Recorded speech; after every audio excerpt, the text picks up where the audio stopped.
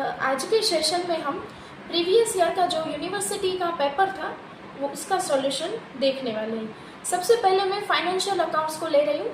अब ये जो फाइनेंशियल अकाउंट्स में आज हम सिर्फ और सिर्फ क्वेश्चन नंबर 1 का जो सॉल्यूशन है वो देखते हैं। क्वेश्चन 1 के और में आपको क्वेश्चन 1 के और में और एक क्वेश्चन दिया होगा। इन दोनों का सॉल्यूशन हम आज देख रहे हैं। उसके बाद हम नेक्स्ट सेशन में नेक्स्ट क्वेश्चन देखेंगे। आज आपको मैं ये जो आपका फर्स्ट चैप्टर है कन्वर्जन इनटू पार्टनरशिप फर्म और उसकी और में आपको आता है बिजनेस परचेज, उन दोनों के सम जो है 10 मार्क्स के रिलेटेड आपको जो पेपर में लास्ट ईयर पूछे गए थे। सो आज हम वो देखते हैं। सबसे पहला क्वेश्चन जो है वो बिजनेस परचेज का नहीं पर कन्वर्जन इनटू पार्टनरशिप फर्म का दिया गया है। तो सबसे पहले मैं इसको एक बार रीड कर रही हूँ और इसके साथ आपको मैं समझा दूँ। सॉल्यूशन में यहाँ पे ऑलरेडी मैंने किया हुआ है, अगर आपको स्क्रीनशॉट लेना हो तो आप ले सकते हैं। अब देखिए यहाँ पे सबसे पहले बोला है कि शान मान वर शेयरिंग प्रॉफिट एंड उसका जो रेशियो है वो दिया है 5:3। They sold business at Kailash Limited, balance sheet of the firm as on 31/3/2023। उसकी जो भी बैलेंस शीट है वो दी गई है। अब सारी एसेट्स और लाइबिलिटीज भी आपको दे दी गई है। अब यहाँ पे मैं सबसे पहले एडजस्टमेंट पे आते हैं। गुडविल दी गई है फर्म की 51,000, land and building work in progress, finished stock, debtors are valuated 3,90,000, 40,000, 50,000 and 75,000 respectively. अब यहाँ पे आपको ये जो वैल्यू सारी की सारी दी है वो कैसी वैल्यू है, मार्केट वैल्यू पे दी गई है और आपको ऑलरेडी बैलेंस शीट में जो बुक वैल्यू तो दी गई है। अब ये जो आपका पार्टनरशिप वाला जो चैप्टर है, इस चैप्टर में अगर हमें परचेज प्राइस निकालनी हो तो हमें मार्केट वैल्यू जो है वो सबसे ज़्यादा हमें यूजफुल रहेगी, क्योंकि परचेज प्राइस निकलेगी उसके बाद ही हम उसकी रियलाइजेशन अकाउंट में एंट्री कर सकते हैं। और ये जो वैल्यू दी है बुक वैल्यू वो सारी की सारी हम रियलाइजेशन अकाउंट में दिखाएंगे। अब इसका सॉल्यूशन जो है वो हमें कैसे करना है, तो सबसे पहले आप क्या करोगे कि सबसे पहले आप नेट असेट जो है वो निकाल लोगे। जैसे कि मैंने निकाला है ऑल असेट्स, उसमें से जो भी असेट्स यहाँ पे आने वाली है वो सारी की सारी हम ले लेंगे। अब देखो जो सेकेंड एडजस्टमेंट है उसमें हमें क्या बोला है कि company agreed to take all the asset excepting cash and investment, यानी कि एक्सक्लूडिंग कैश एंड इन्वेस्टमेंट, यानी कि कैश और इन्वेस्टमेंट के सिवा की सारी जो भी हम आपकी एसेट्स है वो कंपनी लेके जा रही है बुक वैल्यू पे। अब यहाँ पे जो भी कंपनी लेके जा रही है वो हमें नेट असेट्स में कैलकुलेट करना नहीं है। अब यहाँ पे मैंने जो भी नेट असेट निकाली है उनमें से कैश और इन्वेस्टमेंट की एंट्री में नहीं दूंगी, क्योंकि वो क्या कर रही है, वो कंपनी ले जा रही है, तो हमें इसकी एंट्री यहाँ पे नहीं देनी है। अब मुझे जो परचेज प्राइस निकालनी है तो आप सभी को पता है कि परचेज प्राइस निकालने के लिए हमें मार्केट वैल्यू जो है वो चाहिए। अब यहाँ पे देखिए मैंने जो ऑल असेट्स निकाला है उसमें सबसे पहले मैंने लिखा है गुडविल जो आपको एडजस्टमेंट में दिया था, फिर है लैंड और बिल्डिंग की न्यू वैल्यू आपको ऑलरेडी यहाँ पे लास्ट में दी गई थी, जो भी वैल्यू है 390 वो सारी की सारी वैल्यू मैंने यहाँ पे लिख दी। और उसके अलावा जो भी वैल्यू इस बुक में थी जैसे कि मशीनरी और कंप्यूटर की बुक वैल्यू जो आपको दी गई है वो ही मैंने लिख दी। अगर यहाँ पे कुछ वैल्यू ऐसी है कि जो आपको मार्केट वैल्यू पे नहीं दी गई है, जैसे कि मशीनरी और कंप्यूटर की मार्केट वैल्यू पे नहीं दी गई है, तो हम क्या करेंगे उसको ही बुक वैल्यू में कंसिडर कर लेंगे। अब उसके बाद जो भी सारी की सारी लायबिलिटीज, अब लायबिलिटीज में आप देख लीजिए यहाँ पे दिया गया है reserve fund, bank loan, creditor और प्रोविडेंट फंड। अब ये जो रिजर्व फंड है वो तो डिस्ट्रीब्यूशन होता है और बाकी बचे बैंक लोन, क्रेडिटर और प्रोविडेंट फंड। तो मैंने बैंक लोन, क्रेडिटर्स और प्रोविडेंट फंड वो सारी की सारी लायबिलिटीज के तौर पे ले ली। अब मैंने निकाली यहाँ पे परचेज प्राइस। अब यहाँ पे मुझे परचेज प्राइस मिली 5,85,000। ये परचेज प्राइस बोल सकते हैं या फिर नेट असेट्स भी बोल सकते हैं, क्योंकि यहाँ पे ऊपर हमें गुडविल जो है वो ऑलरेडी गिवन है। अगर गुडविल दी गई है तो नेट असेट्स और परचेज प्राइस दोनों एक ही होती है। अब उसके बाद उसका पेमेंट कैसे किया है वो देखते हैं। अब यहाँ पे देखो पेमेंट के लिए बोला है कि purchase consideration is to be paid 36,000 equity share of 10 each at 25% premium and the remaining amount in cash, यानी कि हमें रिमेनिंग अमाउंट किस में देनी है, कैश में देनी है और 36,000 हमारे क्या है, इक्विटी शेयर दिए गए। तो ये यहाँ पे मैंने परचेज प्राइस की भी कैलकुलेशन ऑलरेडी की हुई है 36,000 इंटू 10 और उसके ऊपर 25% प्रीमियम यानी 90,000 और रिमेनिंग अमाउंट कैश। अब यहाँ पे परचेज प्राइस तो हमें पता है ऑलरेडी, ये परचेज प्राइस तो दी गई 5,85,000, ये रही यहाँ पे आई। इसमें से हम माइनस करेंगे कि 1,35,000 मुझे क्या मिलेगा, कैश के अमाउंट मिल जाएंगी। अब इसके बाद हमें क्या करना है, हमें परचेज प्राइस तो पता चल गई, अब हमें जो तीनों के तीनों अकाउंट्स है वो प्रिपेयर करने हैं। तो वो जो प्रिपेयर किए हुए वो मैं आपको दिखाती हूँ। अब यहाँ पे मैंने तीनों के तीनों अकाउंट्स जो है वो ऑलरेडी मैंने प्रिपेयर करके ही रखे, तो आपको सॉल्यूशन भी वो ऐसे ही मिल जाएगा। अब मैं आपको एक्सपाइस का एक्सप्लेनेशन दे देती हूँ कि सबसे पहले आपको क्या करना है कि जितनी भी आपकी असेट्स है उन सारी असेट्स को यहाँ पे रियलाइजेशन अकाउंट्स पे लिख देना है। सबसे पहला स्टेप आप क्या करोगे कि जितनी भी असेट्स है उन सभी असेट्स को आप यहाँ पे रियलाइजेशन अकाउंट्स पे लिख देंगे। उसके बाद जितनी भी लायबिलिटीज़ है वो सारी की सारी हम यहाँ पे लिखेंगे लायबिलिटीज़ के साइड। और उसके बाद आपके बैलेंस शीट में जो जो इन्फॉर्मेशन डिस्ट्रीब्यूशन करने की बाकी है या फिर जो इन्फॉर्मेशन की एंट्री बाकी है वो सबसे पहले हम वो कर देंगे। अब यहाँ पे देखिए, सबसे पहले लायबिलिटी साइड देखते हैं। तो कैपिटल दी गई है, तो मैंने कैपिटल जो है दोनों साइड मैंने उस कैपिटल जो है वो पार्टनर्स कैपिटल में यहाँ पे शो कर दी। उसके बाद रिजर्व फंड है, अब ये रिजर्व फंड है तो ये भी मैंने यहाँ पे डिस्ट्रीब्यूशन कर दिया है और बाकी की जो भी एंट्री थी वो मैंने कहाँ पे दी, रियलाइजेशन अकाउंट में। अब इसके बाद हम क्या करेंगे कि जितने भी आपका अपने परचेज प्राइस का पेमेंट किया होगा, अब सबसे पहले आप क्या करोगे, सारी असेट्स लिख दोगे। उसके बाद लायबिलिटीज, उसके बाद थर्ड स्टेप में आप क्या करोगे, जो भी आपकी कैपिटल है या फिर रिजर्व फंड है जो आपको डिस्ट्रीब्यूशन करने का बाकी है वो आप कर दोगे। अब ये तीनों की तीनों चीज़ हो जाने के बाद आपको परचेज प्राइस जो आपने ढूंढी है उसका पेमेंट करना शुरू करना है। अब यहाँ पे देखिए, आपका जो भी परचेज प्राइस आई थी 5,85,000, ये हमने यहाँ पे रियलाइजेशन अकाउंट में हमें पेमेंट के तौर पे यहाँ पे दिखा दी।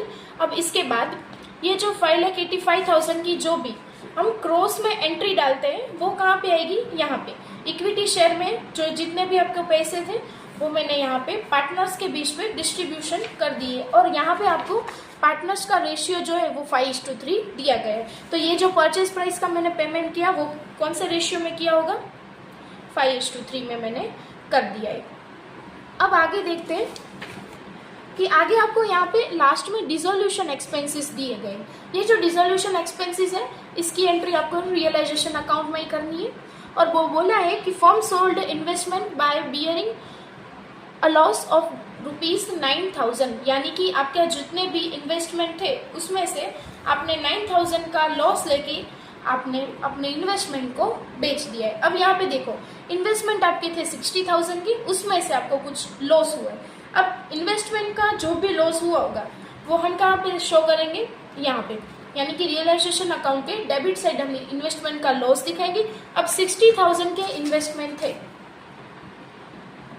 उसमें से हमने 9,000 जो है वो लॉस के निकाल दिए, तो 51,000 जो है वो रियलाइजेशन वैल्यू होगी जो हम दिखाएंगे यहाँ पे कैश अकाउंट में डेबिट साइड। अगर हम इन्वेस्टमेंट भी डेबिट साइड दिखा रहे हैं तो उसका जो भी रियलाइजेशन की जो वैल्यू है वो भी हम कौन सी साइड दिखाएंगे, क्रेडिट डेबिट साइड ही हम दिखाएंगे। असेट्स का जो भी है, अगर हम असेट सारी की सारी डेबिट साइड दिखा रहे हैं तो उसका रियलाइजेशन हुआ हो या उसका लॉस है तो हम सारा का सारा डेबिट साइड ही दिखाएंगे। अगर प्रॉफिट हुआ है तो हम क्रेडिट साइड दिखाएंगे। यहाँ पे इन्वेस्टमेंट को बेच के हमें लॉस हुआ था तो हमें वो 9,000 यहाँ पे और 51,000 का जो सॉल्यूशन है वो यहाँ पे मैंने शो किया है। इसके बाद कोई भी इंफॉर्मेशन जो है वो बाकी नहीं है, सारी की सारी इन्फॉर्मेशन जो है वो आ गई है। तो हम क्या करेंगे, सारी की इन्फॉर्मेशन हमने पुट करने के बाद हम ये जो सबसे पहले रियलाइजेशन अकाउंट क्लोज करते हैं उसकी जो भी आपकी कैपिटल आएंगी वो आप यहाँ पे लेके आओगे। उसमें से जो भी आपकी कैश अकाउंट में या तो ये डेबिट साइड आएगी या तो ये क्रेडिट साइड आएगी। अब यहाँ पे आपको डेबिट साइड दिखा आई है तो ये जो आपकी कैश है इसको हम लेके जाएंगे कैश अकाउंट में, यहाँ पे डेबिट है तो यहाँ पे वो क्रेडिट होगी। क्रॉस में ही सारी की सारी एंट्री आपको करनी है और ये अकाउंट अगर आपका टैली हो जाता है तो इसका मतलब कि आपका पूरा का पूरा आंसर जो है वो कैसा है, राइट है। आपको एक चीज़ मैं बताना भूल गई कि आपकी जो भी कैश है वो लेके हम नहीं जा रहे, कंपनी जो है वो 15,000 की जो कैश लेके नहीं जा रही थी, वो कैश की एंट्री हमने यहाँ पे की है, कैश अकाउंट में आपने कैश की एंट्री की है। तो ये था आपका सम नंबर 1 जो यूनिवर्सिटी में सबसे पहला पूछा गया था। अब मैं बताती हूँ कि ये सम जो है वो आपकी बुक में सम नंबर 23 वो आपको दिया गया है, अब आप उसके भी देख सकते हो। ये था उसका पूरा का पूरा सॉल्यूशन। और अभी यहाँ पे आपको 3 और अकाउंट्स भी प्रिपेयर करने हैं, तो वो आप एग्जाम्पल के ऊपर से रिफर कर लेना। बाकी मेन अकाउंट्स जो है वो मैंने यहाँ पे आपको सॉल्यूशन में बता दिए।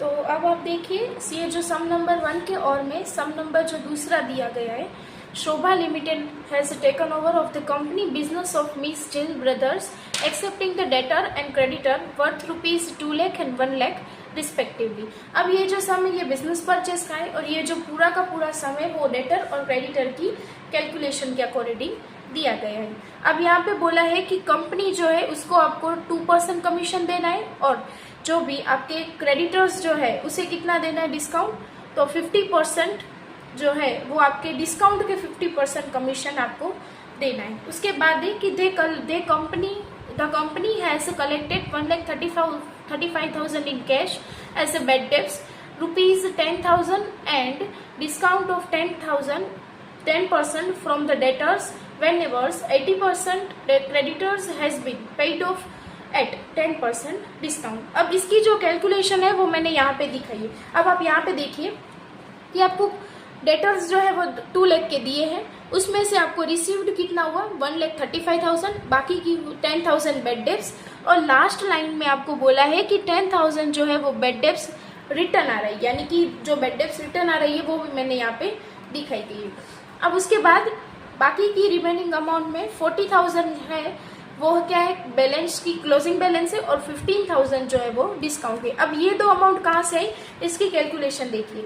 यहाँ पे आपको सबसे पहले बोला है कि डिस्काउंट 10% फ्रॉम डेटर्स, यानी कि आपको डिस्काउंट जो है वो 10% डेटर के ऊपर देना है, यानी कि आपकी जो भी ये कैश रिसीव की अमाउंट होगी वो कितने के हिसाब से होगी, तो 90% के हिसाब से अगर 1,35,000 हो तो 10% यानी कि डिस्काउंट के हिसाब से हमारा डिस्काउंट निकलेगा 15,000। उसके बाद जो जितने भी पूरे के पूरे हमारे डेटर्स है उनमें से ये सारी की सारी हम माइनस करते जाएंगे, कैश रिसीव की अमाउंट, बेड डेब्ट्स की अमाउंट, और ये जो आपका डिस्काउंट निकला उसकी अमाउंट, ये माइनस करते हैं तो हमें मिल जाती है जो भी अमाउंट वो मिलेगी हमारी क्लोजिंग बैलेंस। तो ये हमारी क्लोजिंग बैलेंस। अब आपको ऐसा लग रहा होगा कि इन सभी का टोटल तो 2 लाख नहीं हो रहा है, 2,10,000 हो है, वो इसलिए हो रहा है क्योंकि ये जो 10,000 रिटर्न के आए वो मैंने अभी यहाँ पे शो करके दिखाए, इसलिए अगर ये आप नहीं करते फिर भी कोई इश्यू नहीं होगा। अब आपको कमीशन कैलकुलेट करना है। अब बोला था कि डेटर के ऊपर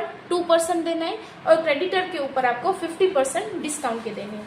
अब देखो कमीशन में जितना भी हमें डेटर के पास से रिसीव्ड हुआ है उसके 2% निकालना है।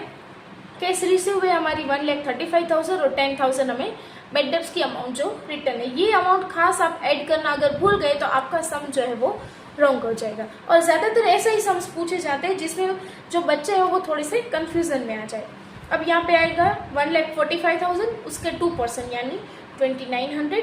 उसके बाद आएगा क्रेडिटर का कैलकुलेशन।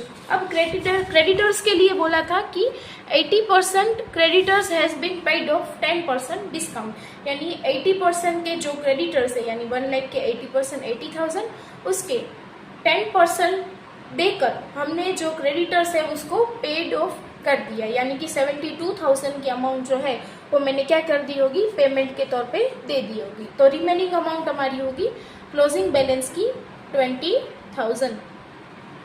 अब उसके ऊपर कमीशन है कि आपका जो भी डिस्काउंट आया उसके ऊपर 50%। तो मैंने जो भी डिस्काउंट था 8,000 उसका 50% लिया तो मुझे मिला 4,000। तो इसके हिसाब से मेरा टोटल कमीशन हुआ 6,900 मेरा टोटल कमीशन हुआ। अब आपको क्या बना, यहाँ पे प्रिपेयर करने के लिए आपको बोला है कि pass the necessary journal entries in the books of the company, यानी कि आपको सिर्फ और सिर्फ जर्नल एंट्रीज ही लिखनी है। तो अब देखो अगर आपको वेंडर सस्पेंस अकाउंट बनाना ना पड़े और ऐसे ही आपको अगर जर्नल एंट्रीज जो अगर आपको लिखनी है तो मैं आपको एक शॉर्ट ट्रिक बताती हूँ कि अगर आपको लास्ट में वेंडर सस्पेंस अकाउंट आप जब बनाते हो तो लास्ट में आपको क्या चाहिए, बैंक। यहाँ की बैंक जो है वो जितना भी केस रिसीव हुआ या फिर पेड ऑफ हुआ उसकी सारी कैलकुलेशन करके बाद आपको यहाँ पे मिलती है बैंक, जो आपको लास्ट जर्नल एंट्री में आपको दिखानी होती है। अब यहाँ पे अगर मैं आपको एक शॉर्ट में बताऊँ तो जितना भी आपको डेटर के पास से रिसीव्ड हुआ है उसमें से जितना भी आपने क्रेडिटर्स को पेमेंट किया है और कमीशन जो आप पेड ऑफ कर रहे हो, अगर वो माइनस कर दो तो आपको बैंक की अमाउंट जो है वो ऐसे ही मिल जाएगी। यहाँ पे मैंने 66,100 मुझे इस तरह से मुझे मिल सकती है। अगर आपको ऐसे अच्छा यानी कि आपको ये कैलकुलेशन अगर समझ में नहीं आती है तो फिर आप वेंडर सस्पेंस अकाउंट पूरा का पूरा बनाइए और उसके बाद आप बैंक को निकालिए तो भी सही होगा, इसमें कुछ गलत भी नहीं है। लेकिन ये एक शॉर्ट ट्रिक है अगर आपको अपना टाइम जो है वो वेस्ट ना करना हो तो। इसके बाद ये जो जर्नल एंट्रीज है वो तो आपकी बुक्स में दी ही गई होगी, तो आपको जर्नल एंट्रीज जो है वो रिफर कर लेना। सो ये क्वेश्चन 1 जो था, ये क्वेश्चन 1 पार्टनरशिप फॉर्म का और ये दूसरा क्वेश्चन जो है वो बिजनेस परचेस का, ये दोनों का सॉल्यूशन मैंने आज दे दिया। इसके बाद नेक्स्ट हम ये जो सम नंबर 2 है उसका सॉल्यूशन हम नेक्स्ट सेशन में देखेंगे। और ये जो सम नंबर 1 था ये 34 है आपकी बुक में जो सम, उसके 4 गुना अमाउंट से दिया गया है 34, यानी कि अगर यहाँ पे 2 लाख है तो आपकी बुक आपकी जो 34 वाला सम होगा उसमें यहाँ पे 4 लाख होगा। आप एक बार देख लीजिएगा एकदम सेम टू सेम ही सम है, थोड़ी सी जो कैलकुलेशन है उसमें भी कोई चेंजेस नहीं दी गई है, लेकिन सिर्फ ये जो अमाउंट है ना उसमें थोड़ा सा कि कोई अमाउंट जो है वो घटा दी गई है या फिर कोई अमाउंट जो है आपको बढ़ा के दी गई है। सो आई होप आप सभी को ये वीडियो अच्छा लगा होगा और ऐसे ही यूनिवर्सिटी के पेपर सॉल्यूशन के वीडियो के लिए मिलते रहिएगा।